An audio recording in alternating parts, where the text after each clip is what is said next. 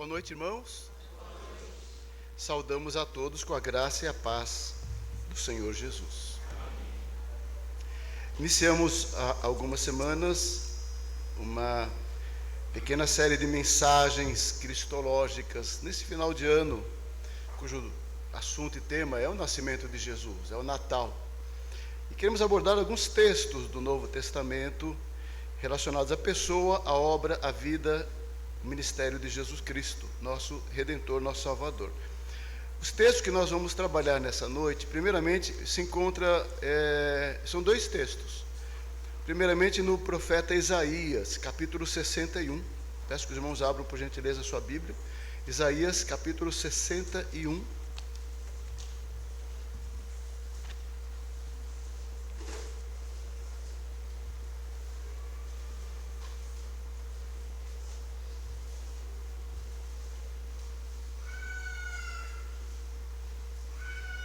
Isaías capítulo 61, versículos 1 e 2.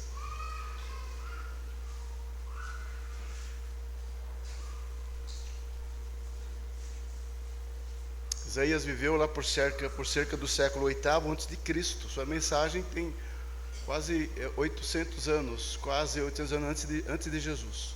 E ele profetizou muito acerca da vinda do Senhor, muito. O livro de Isaías é um dos mais preciosos nesse sentido, das boas novas do Evangelho, apresentadas a Israel como esperança de redenção e libertação. E aqui nesse texto em particular, vamos ler juntos, irmãos, Isaías 61, 1 e 2. Vamos ler juntos. O Espírito do Senhor Deus está sobre mim, porque o Senhor me ungiu para pregar boas novas aos quebrantados. Enviou-me a curar os quebrantados de coração, a proclamar a libertação aos cativos e a pôr em liberdade os algemados, a apregoar o ano aceitável do Senhor e o dia da vingança dos nosso Deus, a consolar todos os que choram. O outro texto relacionado inclusive a este está lá no Evangelho de Lucas, capítulo 4. Abram suas Bíblias no Evangelho de Lucas, capítulo 4.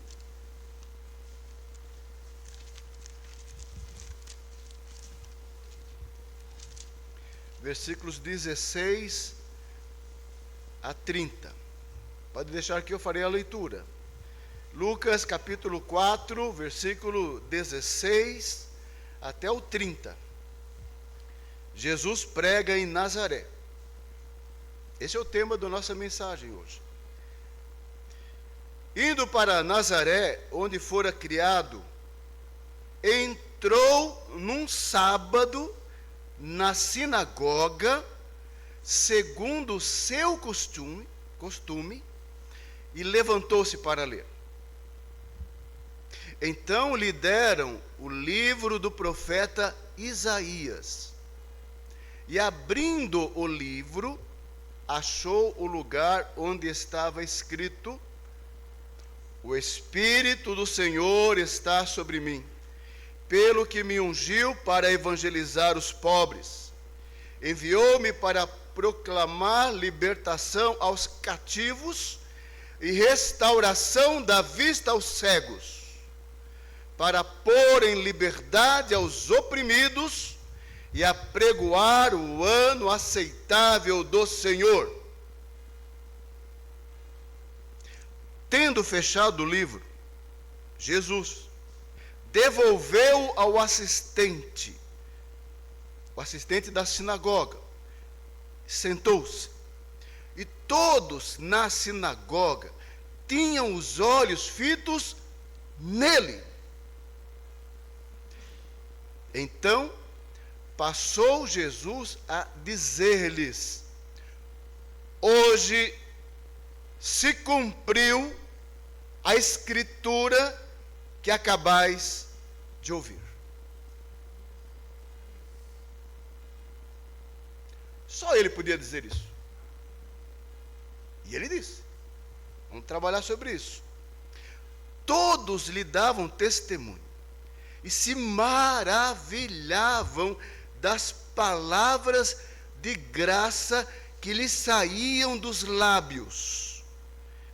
E perguntavam: não é este o filho de José? Disse-lhe Jesus: sem dúvida citar-me-eis este provérbio: médico, cura-te a ti mesmo. Tudo o que ouvimos ter se dado em Cafarnaum, faze-o também aqui na tua terra. É o próprio Jesus dizendo isso, antecipando a rejeição deles. E prosseguiu: de fato, vos afirmo que nenhum profeta é bem recebido na sua própria terra. Na verdade, vos digo que muitas viúvas havia em Israel, no tempo de Elias, quando o céu se fechou por 3 anos e 6 meses, reinando grande fome em toda a terra, conforme o registro do livro de Reis, dos Reis. E a nenhuma delas foi Elias enviado, a nenhuma das viúvas de Israel, senão a uma viúva estrangeira de Sarepta de Sidom. Esse é o argumento de Jesus. Também havia muitos leprosos em Israel nos dias do profeta Eliseu. Então ele chamou à memória as escrituras e a experiência e o conhecimento daquele povo. Havia também muitos leprosos em Israel nos dias do profeta Elias, e nenhum deles foi purificado, senão Naamã, o Ciro, conforme o registro do livro dos Reis. Todos então na sinagoga, ouvindo estas coisas, se encheram de ira e, levantando-se, expulsaram-no da cidade e o levaram até o cimo do monte sobre o qual estava edificada, para de lá o precipitarem abaixo. Jesus, porém, passando por entre eles, retirou-se. Vamos orar, pedindo a misericórdia, a graça e a iluminação do Senhor, para falar ao nosso coração nessa noite, através dessa passagem, desses textos tão preciosos. Que Deus tenha misericórdia de nós e nos abençoe. Eu vou pedir a minha irmã Valdinéia que nos conduza numa palavra de oração ao Senhor.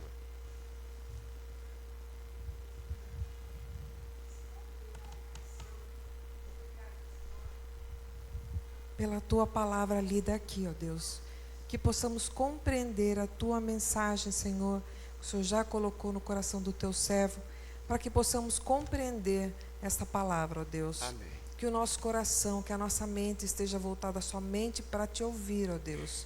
Que a nossa vida seja um exemplo de tudo aquilo que temos aprendido, ó Deus. Amém. Que todo o ensinamento nós possamos aplicar na nossa vida, ó Deus. Amém. Que a nossa vida seja cheia do teu Santo Espírito e que possamos proclamar, ó Deus, todo o teu amor, todo o teu cuidado, tudo aquilo que o Senhor já nos ensinou, ó Deus. Amém. Fica conosco nesta noite, fala conosco, mais uma vez eu te peço perdão pelos meus pecados, cuida do teu povo aqui reunido, ó Deus. É a minha oração agradecida em nome de Jesus. Amém. Amém, amém. Chamou a atenção dos irmãos para os detalhes descritos por Lucas nessa passagem. Este acontecimento de Jesus em Nazaré, ele é registrado pelos demais evangelhos sinóticos, tanto Mateus como Marcos registram. No entanto, o registro de Lucas é mais extenso, é mais detalhado. Jesus vai a Nazaré, ele se apresenta ali como o Messias prometido, cumprindo as Escrituras, e é rejeitado pelos seus. Mas aqui nesse texto, Lucas faz como ele costuma fazer. Lucas, sendo ele um cientista, um médico, ele é detalhista. Então ele traz alguns detalhes muito particulares que eu quero chamar a atenção dos irmãos nessa passagem, assim tiramos algumas lições tão preciosas que o texto nos traz. Primeiro, a cidade de Nazaré, indo Jesus para Nazaré. Nazaré é a cidade de origem de Jesus, onde ele cresceu, onde ele morou, onde ele se desenvolveu. embora Jesus tenha nascido em Belém e fez muitos milagres em Cafarnaum, e fez da cidade de Cafarnaum o centro do seu ministério público, Nazaré era a sua cidade. Cidade onde ele foi criado, onde ele cresceu com os seus irmãos, e onde ele aprendeu com o seu pai o seu ofício de carpinteiro. Então, é por isso que as Escrituras, muitas vezes, você sabe disso, as Escrituras apresentam ele como o Jesus de Nazaré. Não fala Jesus de Belém, fala Jesus de Nazaré, porque é a identidade dele com a terra. Então ele estava na sua terra. Chegando na sua terra, diz o texto, ele vai aonde? Ele vai na sinagoga. Ele é judeu, ele era um judeu que cumpria plenamente, né, a justiça e a lei e os requisitos da religião judaica. A sinagoga, irmãos, foi algo criado pelos judeus depois, ou durante e depois do exílio na Babilônia, durante o cativeiro, porque eles não tinham mais o templo. Então os judeus começaram a se reunir aos sábados e criaram então as sinagogas como centro de instrução, de comunhão, de adoração e de ensino. Então já havia essa instituição desde a época após o cativeiro. E Jesus vai então à sinagoga, como diz o texto. Interessante isso, porque é o lugar do judeu adorar. Eu quero chamar a atenção. Ele foi à sinagoga num sábado, porque é o sábado, o dia da reunião, da adoração, o sábado, né? É o sábado. Mas o que eu chamo a atenção dos irmãos, olha, do versículo 16, segundo o seu costume. Não foi a primeira vez. Não foi algo assim, inusitado. Ele resolveu entrar na sinagoga, não. Ele já o fazia. Inclusive, era até conhecido entre aqueles habitantes de Nazaré. Ou seja, ela fazia o ir à casa de Deus para ler a palavra era um hábito de Jesus, acostumado a frequentar regularmente a casa de Deus, o lugar de adoração. E é interessante que Jesus não apenas ministrou e ensinou nas ruas, nas aldeias, na praia, nas casas das pessoas. Jesus foi à sinagoga, e não foi a única vez. Ele foi à igreja. Interessante isso. Só isso aí dá bastante coisa para pensar. Jesus ia à igreja. Ele foi criado pelos seus pais indo na sinagoga. Jesus, ele ia. Um bom judeu. As sinagogas representam e simbolizam o que a igreja é hoje. Lugar de adoração, de reunião, de congregação do povo de Deus. Jesus fazia isso. Então não há justificativa nenhuma para nenhum que se diz cristão não congregar. Aliás, o escritor aos Hebreus diz isso: não deixemos de congregar. Os cristãos, logo após a vinda do Espírito Santo, a igreja primitiva, lá em Atos dos Apóstolos, congregava junto, todo dia estava junto, no templo, de casa em casa, dia, a igreja. Eu acho que depois da ressurreição, não mais aos sábados, mas no dia do Senhor, no domingo. Então, vir à igreja no dia do Senhor, no domingo, é para o coração de um cristão que foi alcançado pela graça, que está na sua alma. É algo mais de uma mera religião. Jesus nos dá esse exemplo precioso para nós hoje em dia, século 21, onde estamos tanto comportamento, tantos conceitos que desprezam a casa de Deus, a reunião do povo do Senhor, a congregação. Bom, apenas um parênteses dentro disso aqui: Jesus costumava ir à sinagoga. Então ele tinha esse hábito e fazia disso, tá? Então não há desculpa para um crente descomprometido com o Evangelho, com o reino, com o corpo de Cristo, em vir e servir e adorar ao Senhor. Apenas uma introdução, porque o que eu quero chegar, mais importante, é que chegando à sinagoga, fez o que é feito sempre. O culto na sinagoga, a liturgia, começava com oração, depois a leitura, o Shema, que era aquele texto de Deuteronômio: ouve, ó Israel, o Senhor nosso Deus é o único Senhor. Isso era recitado no culto. Depois era feita uma leitura de um texto do Pentateuco. Depois era a leitura de um texto dos profetas. Depois havia uma explicação, se havia algum mestre presente, algum rabino presente, algum mestre era convidado e chamado para fazer a exposição da passagem. E depois terminava com a oração e uma bênção final por um sacerdote caso houvesse um sacerdote naquela sinagoga. Se não houvesse um sacerdote, não tinha uma bênção. Tinha apenas a oração final. Era assim a liturgia, simples. Palavra, oração, palavra. É muito parecido com o nosso método, nossa ordem do culto. A ordem do culto é simples. É oração, adoração, palavra. Por isso que a nossa, só um outro parênteses, a nossa ordem do culto não pode inventar a moda e trazer novidade, colocar na liturgia coisas que não são. Oração, palavra, adoração. Quando fugimos disso, estamos fugindo da palavra de Deus, do Espírito, que é um culto vertical, voltado para Deus. É um povo que se reúne em oração para falar com Deus. É um povo que está esperando ouvir a voz de Deus através da palavra. O centro do culto é a palavra, mas é apenas outra aplicação, né, tão pertinente aqui. Então Jesus lidera um livro da profecia do profeta Isaías. E é interessante como Jesus cumpre normalmente a regra da sinagoga. Vocês observam? Ao lidar, é assim que acontecia. O assistente da sinagoga, é bem litúrgico, era ele responsável por guardar os pergaminhos dos livros no armário. Então, no momento certo, somente o assistente da sinagoga ia lá, pegava o livro, que era muito caro, muito difícil, eram cópias. Pegava o pergaminho do livro e trazia para quem ia fazer a leitura. O que eu quero chamar a atenção aqui num detalhe, e Jesus fez exatamente a liturgia, a ordem do culto. Não é porque ele é o Senhor, é o Deus, chegou ali e fez do jeito dele, não. Ele já não chegou falando. Ele sentou-se. Ele abriu o livro, tomou o livro, fez a leitura, devolveu, o versículo 20, observe os passos de Jesus. Leu o texto de Isaías, leu o texto. Não foi fortuito, não foi coincidência, ele escolheu o texto. Tanto que depois ele vai afirmar, afinal de contas, ele é o autor do texto. Lembre-se disso. Ele é Deus. Ele é Deus. Essa palavra é dele mesmo. Mais do que Isaías, é dele, através de Isaías. Mas ele diz o texto, tendo fechado o livro, versículo 20, devolveu ao assistente o quê? Sentou-se, como qualquer outra pessoa naquela sinagoga.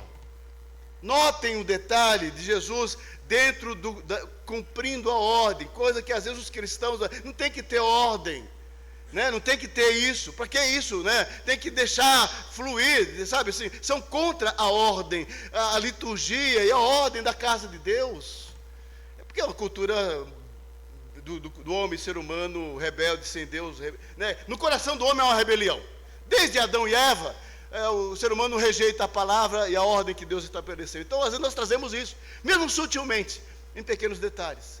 Mas Jesus, humildemente, pegou a palavra, leu, devolveu o pergaminho ao assistente e fez o quê? Sentou-se. E esperou o momento certo. E é interessante isso, olha o final do versículo 20. Parece que um silêncio naquela sinagoga. Todos os olhos fitos nele, Vinícius. Não se ouvia uma mosca. Aí ele passa a falar. Porque era assim. O mestre presente fazia a exposição do texto. E como ele começa o sermão? Hoje se cumpriu a palavra. Uma palavra que já tinha 800 anos. Cerca de 800 anos. Conhecida de Israel. Fazia parte da esperança messiânica. Estava no coração do judeu. Esperança da libertação, esperança da redenção, de nova terra, de um novo rei. Está vendo no coração do povo, Isaías 61. O ungido do Senhor viria, o prometido do Senhor viria, o Messias viria, estava no coração do povo. E agora chegou o dia, e ele pode dizer, esse é o dia. Esse é o dia que esta palavra está se cumprindo. Tremendo isso. Aliás, toda a palavra, não só esse texto de Isaías, como todo o livro de Isaías, como todos os livros do Antigo Testamento, como todos os acontecimentos do Antigo Testamento, apontavam para ele, Jesus. Ele não era apenas o cumprimento daquela única profecia, e era, mas era o cumprimento de toda a profecia, de todo o plano redentor de Deus, de todos os decretos eternos de Deus para a salvação, estava se cumprindo na pessoa dele. Que revelação tremenda ele estava trazendo aos habitantes de Nazaré, naquela sinagoga. Que privilégio eles estavam ouvindo da boca do Senhor, esta revelação da sua pessoa, do seu caráter, da sua missão, de quem ele era. Tremendo demais, amados. Ele disse, está cumprindo assim a palavra. O Messias prometido é ele mesmo. É ele mesmo. A profecia de Isaías teve o seu cumprimento final na encarnação, na humilhação, na exaltação de Jesus Cristo. Foi sobre ele, Jesus, que por um ato do Deus triuno, Deus Pai e Deus Espírito Santo, fez pousar a unção. Vocês lembram do batismo de Jesus? Vocês lembram do batismo de Jesus? Ele chegou-se a João Batista rejeitando batizá-lo, porque o batismo de João Batista é batismo de arrependimento. Aí, como ele sabia que era Jesus, como ele vinha pedir, ordenar o seu batismo, porque é diferente o batismo de Jesus dos outros. Era a confirmação, era a unção, era a consagração, era a dedicação, era a apresentação dele como profeta, como sacerdote, como rei. E tanto que quando ele foi batizado, o que aconteceu quando ele foi batizado? 2 fenômenos extraordinários. Você lembra? Quando Jesus foi batizado, quando ele, o Messias, veio, e o mundo tinha que ver, ele tinha que ser batizado, e as pessoas verem, testemunharem, e nós sabemos hoje.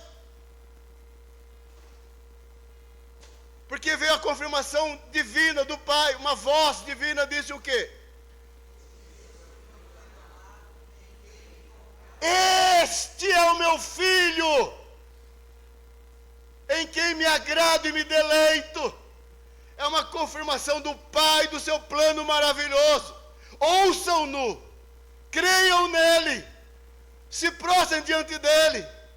Não há nenhum homem, nem toda a história da humanidade, equivalente a este. Esse é meu filho encarnado, que por amor se fez homem, se fez servo e se esvaziou, e veio estar entre nós.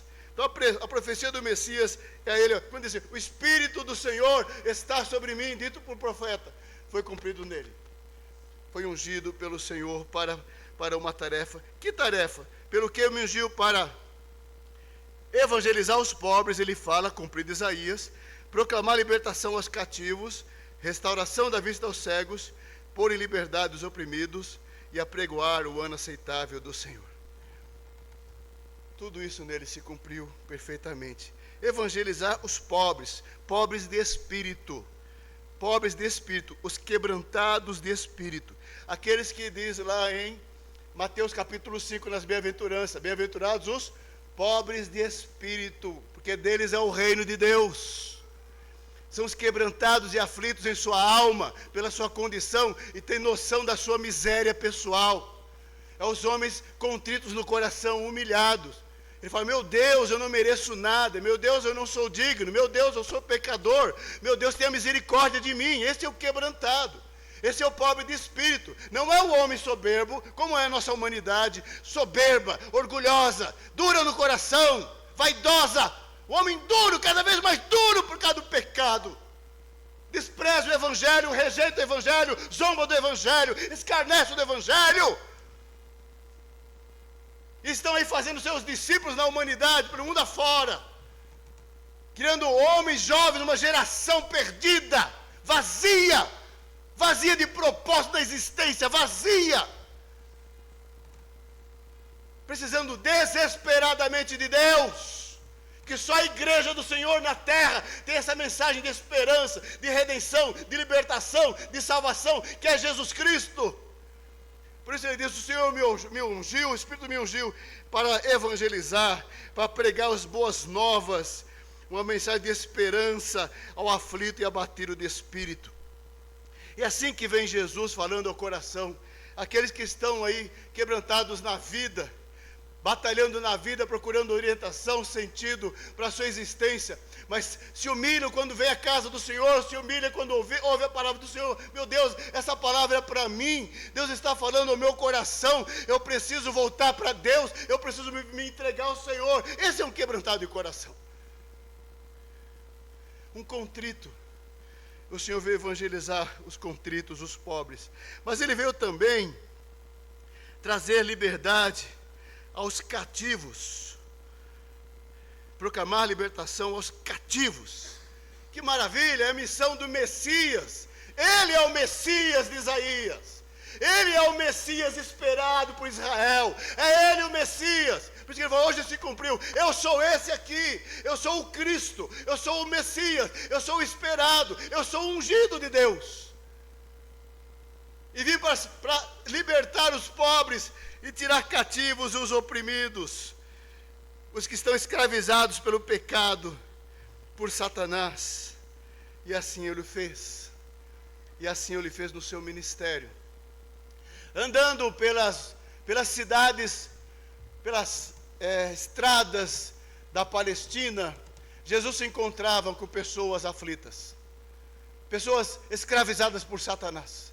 Não foi uma ou duas ou três vezes, você sabe disso, que ele encontrava essas pessoas endemoniadas no seu caminho, pessoas que estavam há anos escravizadas. Por causa da escravidão, uns eram mudos, surdos, outros eram paralíticos, por causa da sua escravidão espiritual, e na carne sofrendo ainda o cativeiro satânico. E Jesus entrava nas casas, entrava nas aldeias e libertava os homens da imundície, do pecado, da sujeira do seu coração e da escravidão de Satanás. Repreendia Satanás imediatamente, porque ele veio libertar o homem do seu cativeiro, amados. Cristo é o Messias que liberta o homem do seu cativeiro. Satanás, irmãos, tem feito quantos homens cativos hoje em dia? Quantos homens? A humanidade sem Deus, cativa, fazendo a vontade da carne, do pensamento, do mundo e do príncipe que é da potestade do ar. Escravo de Satanás, na sua ideologia, na sua idolatria, no seu paganismo, no seu ateísmo. Escravos, escravos. Jesus é aquele que liberta o homem da escravidão, da sua alma, da mente, tira as algemas do coração e liberta o ser humano. Quantos que por causa da escravidão estão doentes? Muitas pessoas fisicamente doentes por causa da sua escravidão a Satanás. Quantas pessoas que psicologicamente, mentalmente estão doentes? Sim, também por escravidão de Satanás. Mas Jesus é aquele que liberta o homem das questões físicas, mentais e espirituais, e liberta, porque Ele é o Filho de Deus. Se o Filho do homem vos libertar,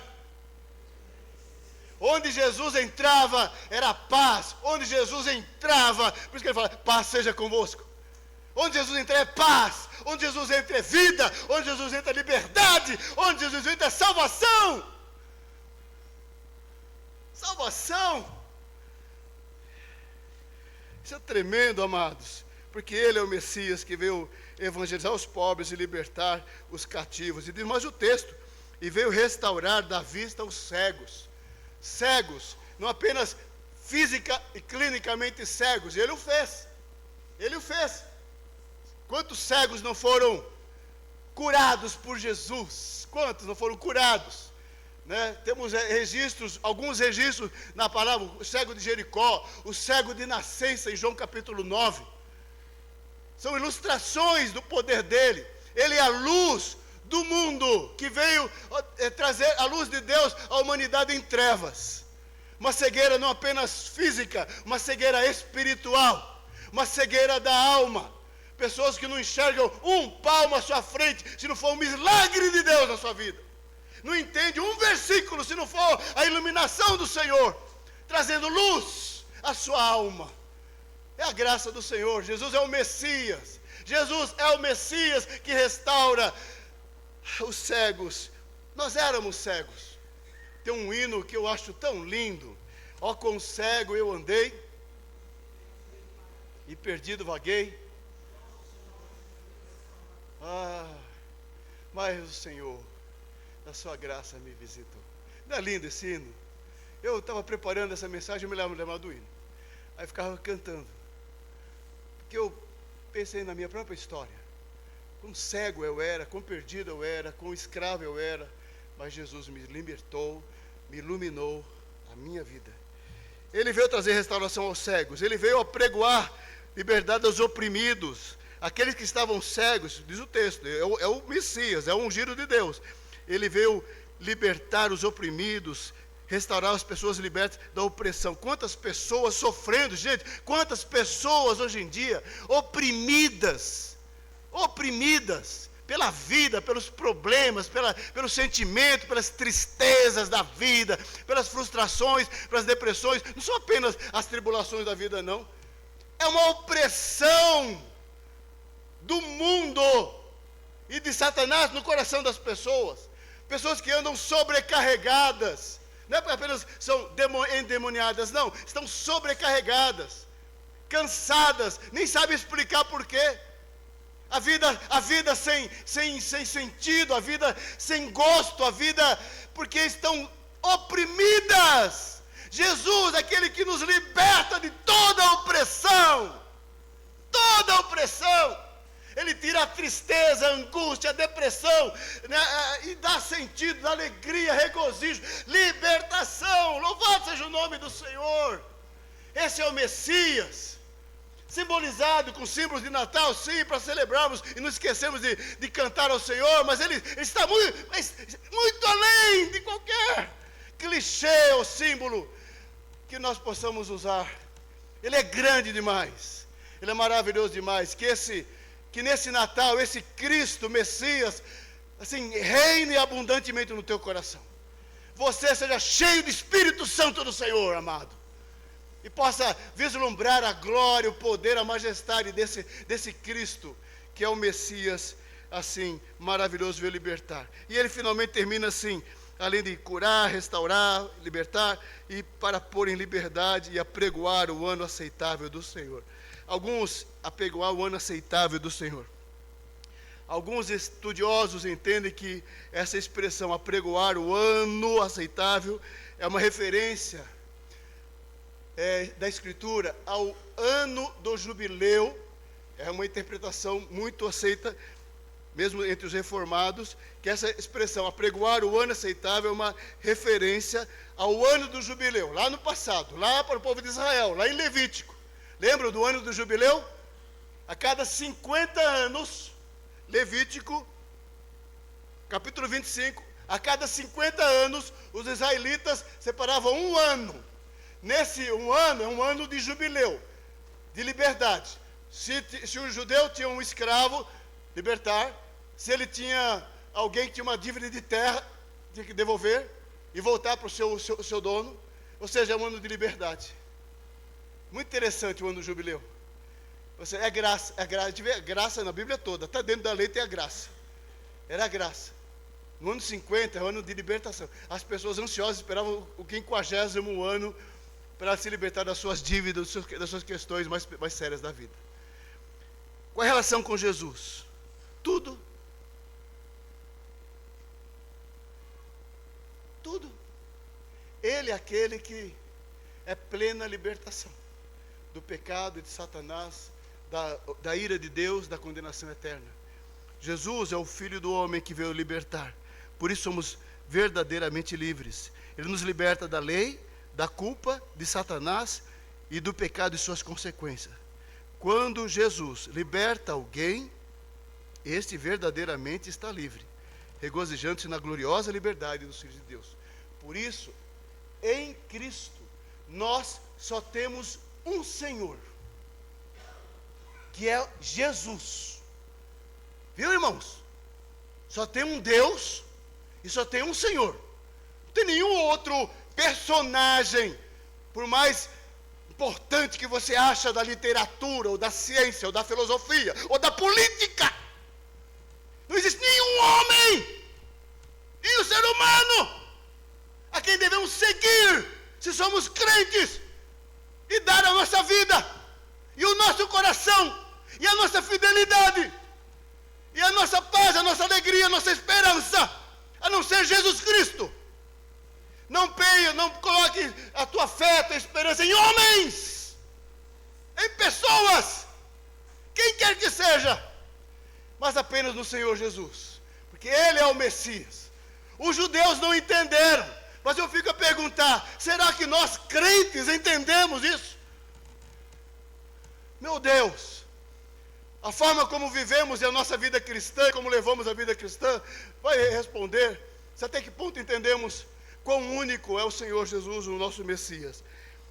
Ele nos libertou do cativeiro, abriu nossos olhos, confortou nosso coração oprimido e nos pôs em liberdade.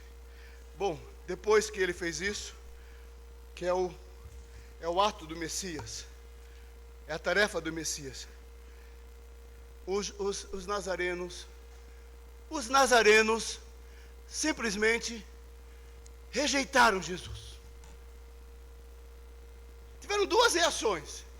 Primeiro, ficaram espantados com aquelas palavras. Mas Jesus conhecia o coração deles, a dureza do coração difícil, incrédulo. Aí imediatamente eles rejeitaram Jesus. E a pergunta que eles fizeram é o seguinte, eu quero chamar a atenção, olha só. Versículo 22, vamos caminhar para a última parte da nossa mensagem. Todos lhe davam testemunho e se maravilhavam das palavras de graça que saíam dos lábios. Que bonito, que bacana, que bom. Mas questionavam, e perguntavam, mas ele não é filho de José? Veja só como é ser humano, né? O ser humano é assim mesmo. Aí Jesus percebeu isso. As pessoas gostaram do que ele disse sobre a era messiânica, o cumprimento do Messias, que vai curar, restaurar, libertar, mas eles não aceitaram aquela interpretação de Jesus ser relacionada a ele, o carpinteiro, que eles conheciam. Isso para eles foi um choque. Falar da profecia de Isaías, que bom. Falar que está se cumprindo a profecia, que bom. Mas quando ele afirma que está se cumprindo nele, aí foi um choque no coração duro daqueles homens, por causa dos seus paradigmas, da sua incredulidade. Mas ele é filho de José, e nós conhecemos José, conhecemos Maria, conhecemos os filhos dele. E assim rejeitaram Jesus. Amados, para finalizar algumas lições, a familiaridade demais produz desprezo. Quando a familiaridade confunde as coisas. O próprio fato de que o povo de Nazaré conhecesse tão bem a parentela, a família inteira de Jesus, levou-os a desprezá-lo.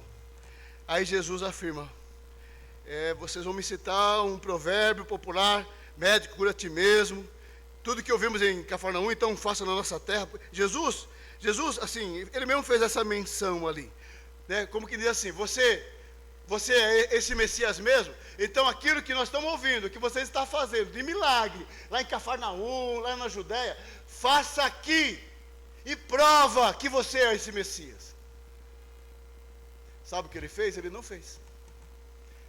O registro que nós temos nos outros evangelhos, Jesus não fez milagres em Nazaré. Jesus não fez milagres em Nazaré.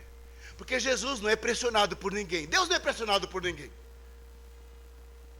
Deus não é pressionado por ninguém, nem por nossas orações, viu? Nem por sua oração, né? Vamos orar porque Deus vai. Não, Deus não vai fazer porque você. Ele vai fazer porque se Ele quiser, é soberano. Não pode fazer, ninguém manipula Deus, ninguém ordena nada a Deus. Ninguém profetiza nada a Deus. Isso é uma blasfêmia. Ele é Deus. Soberano, Ele é Deus. Às vezes o homem cai nessas coisas. Aí Jesus falou o seguinte: olha, vocês estão me rejeitando. Isso é exatamente o que se cumpre a palavra. Nenhum profeta é bem recebido na sua terra. Você sabe disso. Jesus disse isso. E ele foi rejeitado, como outros profetas. E ele aplicou ele mesmo. Aí ele usou dois exemplos do Antigo Testamento: Elias e Eliseu.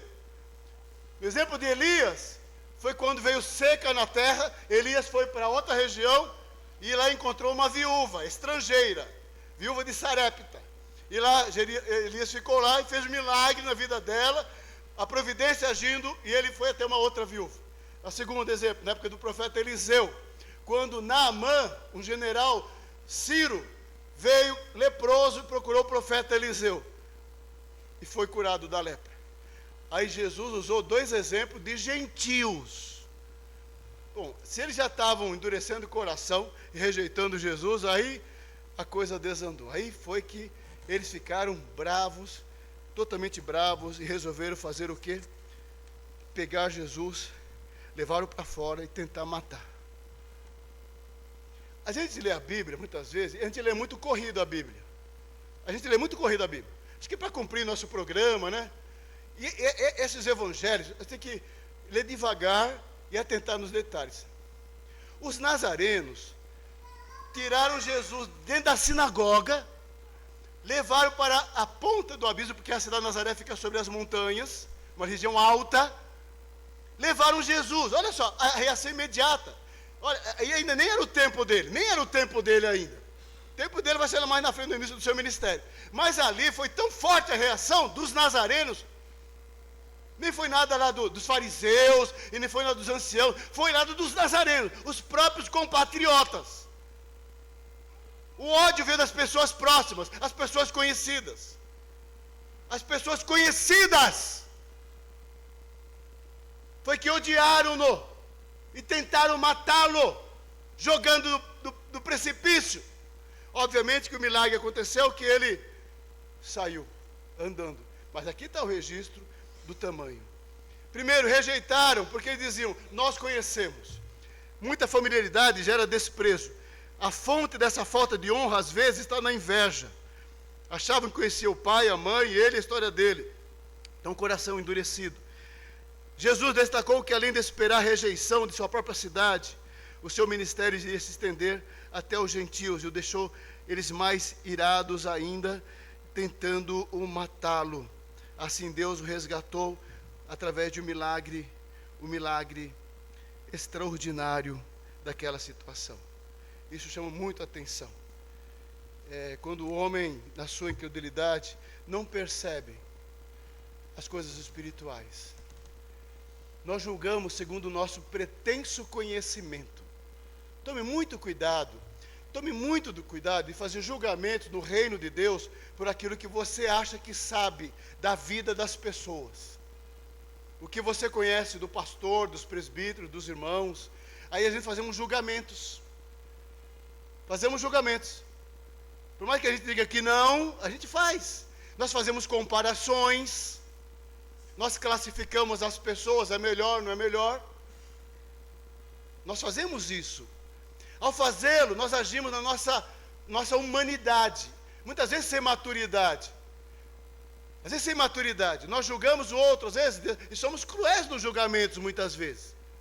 E a nossa mente nos trai. A nossa mente, se não for dominada pelo Espírito Santo de Deus, a nossa mente nos faz pecar. Pecar uns contra os outros. Duramente. Nós desprezamos uns aos outros assim. Não é esse fulano? Eu conheço. Não é aquela ciclano? Eu conheço. E nós assim, fechamos nisso. Nós não oramos, nós não pedimos discernimento, nós simplesmente agimos assim muitas vezes. Desprezamos pessoas, desprezamos a autoridade de Deus, a direção de Deus, não enxergamos as coisas espirituais. Agimos segundo o nosso coração. Na maioria das vezes, nós agimos segundo o nosso próprio coração, nossos impulsos. Como os nazarenos. Como condenar os nazarenos? Se nós também somos assim. com nossos paradigmas, com a nossa forma que precisa ser trabalhada. A afinidade é um negócio, a familiaridade é uma questão muito séria. Às vezes nós não perdemos a noção da autoridade. Uma autoridade não pode ter muita liberdade. Líder não pode ter muita liberdade. Porque às vezes se mistura. Você tem amizade com a pessoa, uma hora vai misturar. Uma hora vai misturar. Aí a sua autoridade de líder vai ser questionada. E é questionada. Misturamos as coisas. Não nos respeitamos porque já conhecemos. Imagine alguém que está há 33 anos no mesmo lugar. Só a graça de Deus. Para não misturar as coisas. E ser entendida e respeitada a autoridade de Deus. Naqueles que são chamados de Deus, separados por Deus e ungidos por Deus. Como é sério isso? Nosso irmão, temos um jovem da igreja, vai completar agora o bacharelado em teologia. Saiu da igreja, jovem, muito jovem, mas terminou. Agora não é mais seminarista, agora é bacharel, e logo em mais vai ser licenciado, e daqui a um ano ordenado. Você consegue acompanhar esse processo? E ver no Murilo, e honrá-lo nesse sentido? Você consegue acompanhar? Porque talvez há muitos corações, é o Murilo. Estou dando um exemplo local, e que às vezes nossa mente nos trai muitas vezes. Temos os diáconos, temos os presbíteros, será que nós honramos e respeitamos como deveria? Estou falando só do pastor, não. Os líderes da igreja, a liderança, como deveria. Jesus foi rejeitado pelos seus, pela sua incredulidade. Assim eu termino a nossa meditação, amados, com algumas lições. O Messias, primeiramente, o Messias foi profetizado em Isaías 800 anos antes. Esse Messias foi anunciado pelo próprio Senhor Jesus. Eu sou esse Messias. Só que esse Messias, já aqui em Nazaré, simboliza o que vai acontecer lá na frente. Ele foi rejeitado. O Messias foi rejeitado em Nazaré e seria depois por todos os judeus em Jerusalém. O Messias foi rejeitado. Guarde essas três expressões dessa passagem. O Messias profetizado, anunciado e rejeitado. O trabalho desse Messias profetizado, anunciado e rejeitado foi evangelizar os pobres, libertar os cativos, restaurar a vista dos cegos, libertar os oprimidos e proclamar a liberdade.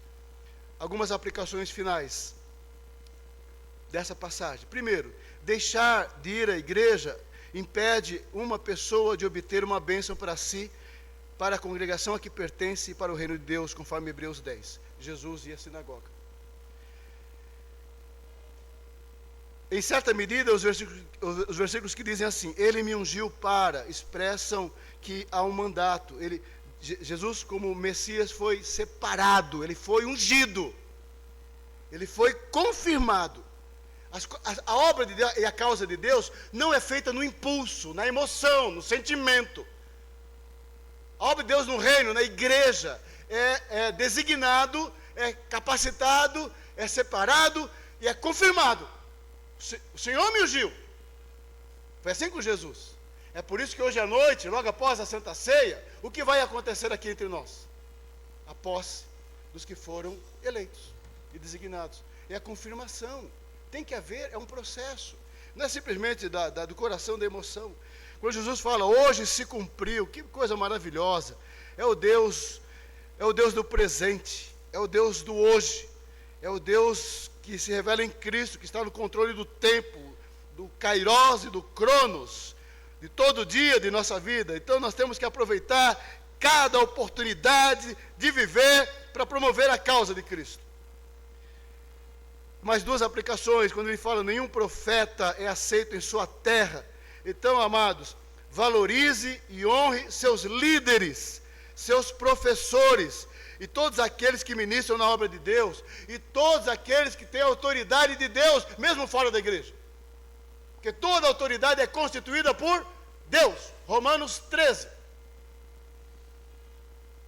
Nós misturamos as coisas às vezes. Quinto lugar, quando ele fala da mulher de Sarepta, Naamã, o sírio, mostra que o amor de Deus abarca o mundo inteiro. Não se limita aos judeus, a uma racionalidade, a uma raça, uma classe social, mas a todas as famílias da terra. Esse é o Messias. Esse é o Natal do Messias. Amém? Então não é só a manjedoura, Não é só a manjedoura, ou a hospedaria que não deixou entrar, que não tinha lugar. Não são só apenas os animais da manjedoura, ou a estrela no céu, ou os pastores no campo. É muito mais do que isso. Esse é o Messias que deve estar no nosso coração. Que Deus nos abençoe com esta reflexão. Vamos orar ao Senhor, tem uma palavra de oração. Convido o seminarista Murilo que nos conduz uma palavra de oração ao Senhor.